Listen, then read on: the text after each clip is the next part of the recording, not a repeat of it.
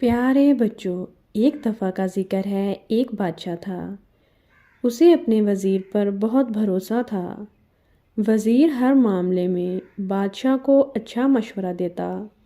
اس کے علاوہ وہ ہر بات پر یہ ضرور کہتا کہ اللہ جو کرتا ہے بہتر کرتا ہے۔ بادشاہ اس کی ہر بات سن لیتا، مگر کسی وقت اس کی بات اسے ناگوار بھی محسوس ہوتی۔ ایک دن بادشاہ شکار کی غرض سے جنگل کی طرف روانہ ہوا۔ اچانک چند خونخوار جانوروں نے جنگل میں ان پر حملہ کر دیا، جس کے نتیجے میں محافظ اور بادشاہ شدید زخمی ہو گئے، جبکہ وزیر کو کہیں بھی چوٹ نہ آئی۔ وزیر نے بادشاہ کی یہ حالت دیکھی تو کہا، اللہ جو کرتا ہے بہتر کرتا ہے۔ یہ سن کر بادشاہ کو بڑا غصہ آیا کہ وزیر کو میری حالت کا ذرا بھی خیال نہیں، اور میرے زخمی ہونے میں بھلا خدا کی کیا حکمت ہو سکتی ہے۔ اس نے وزیر کو اسی وقت نزدیک اندھے کنویں میں ڈلوا دیا تو اس پر بھی وزیر نے کہا، خدا جو کرتا ہے بہتر کرتا ہے۔ بادشاہ اس کی باتوں پر پیچ و تاب کھاتا ہوا آگے چلا گیا۔ ابھی کچھ دور ہی گئے تھے کہ بادشاہ اور اس کے محافظوں کو چند لوگوں نے گھیرے میں لے لیا۔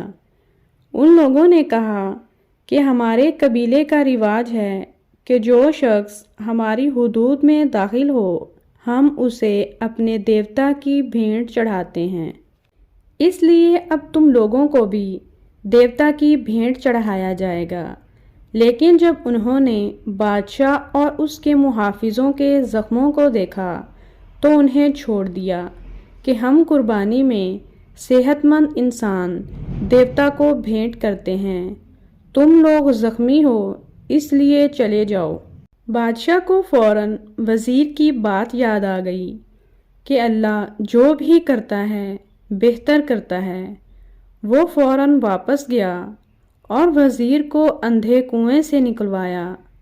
جب وزیر کنویں سے باہر آیا تو بادشاہ نے اسے پوری داستان سنائی۔ اس پر وزیر نے کہا کہ آپ کو مجھے یہاں پھینک کر جانا بہتری سے خالی نہ تھا۔ اگر میں آپ کے ساتھ ہوتا تو قبیلے والے مجھے یقیناً بھیٹ چڑھا دیتے، کیونکہ مجھے تو کوئی زخم نہیں لگا۔ وزیر کی یہ بات سن کر بادشاہ کو یقین ہو گیا کہ اللہ جو کرتا ہے بہتر کرتا ہے، اس کا کوئی کام بھی حکمت سے خالی نہیں۔ انسان بہت ناشکرا ہے، اپنے رب کی نعمتوں کا شکر ادا نہیں کرتا اور بے صبرا ہو جاتا ہے۔ پیارے بچوں، اس کہانی سے ہمیں یہ سبق ملتا ہے کہ یہ سچ ہے، اللہ جو کرتا ہے بہتر کرتا ہے۔